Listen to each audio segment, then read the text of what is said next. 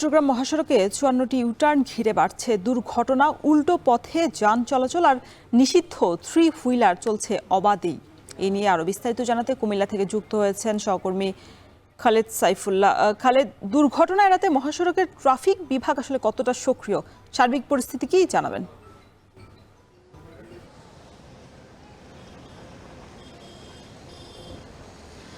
রওশন, ঢাকা চট্টগ্রাম মহাসড়কে প্রতিদিনই কিন্তু ছোট বড় অসংখ্য দুর্ঘটনা ঘটছে। তার মধ্যে গতকাল শুক্রবার দুপুরে কুমিল্লা পদুয়ার বাজার ইউটার্নে একটি মর্মান্তিক সড়ক দুর্ঘটনা ঘটে আমরা দেখিয়েছিলাম, যেখানে একটি কাভার্ড ভ্যান লরি একটি প্রাইভেট কারের উপর উল্টে যায়।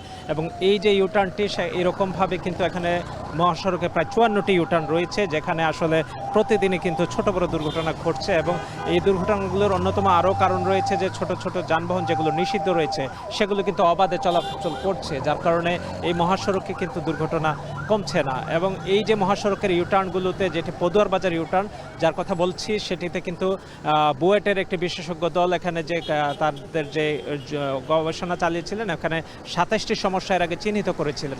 এবং তারপর কিন্তু এখানে একটি ইউলুপ নির্মাণের কাজ শুরু হয়, যেটি উত্তর দিকের অংশে এখন পর্যন্ত কাজের আসলে এখনও কোনো সুরাহা করতে পারেনি। এখানে জমি অধিগ্রহণের জটিলতায় আটকে আছে এবং এখানে প্রায় ৫৭টি আবেদন পড়েছে, আপত্তি পড়েছে বলে আমরা জানতে পেরেছি।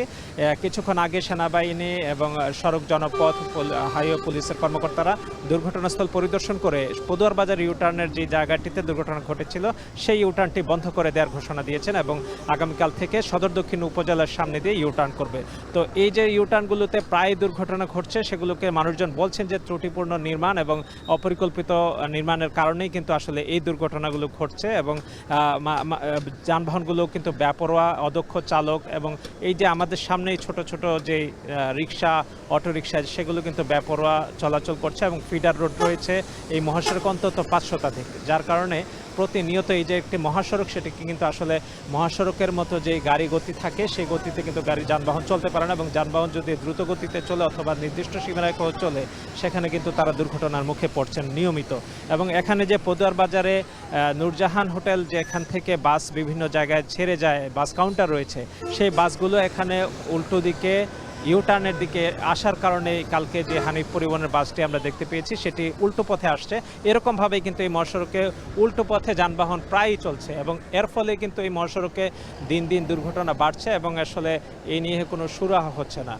এই ছিল ঢাকা চট্টগ্রাম মহাসড়ক থেকে সবশেষ।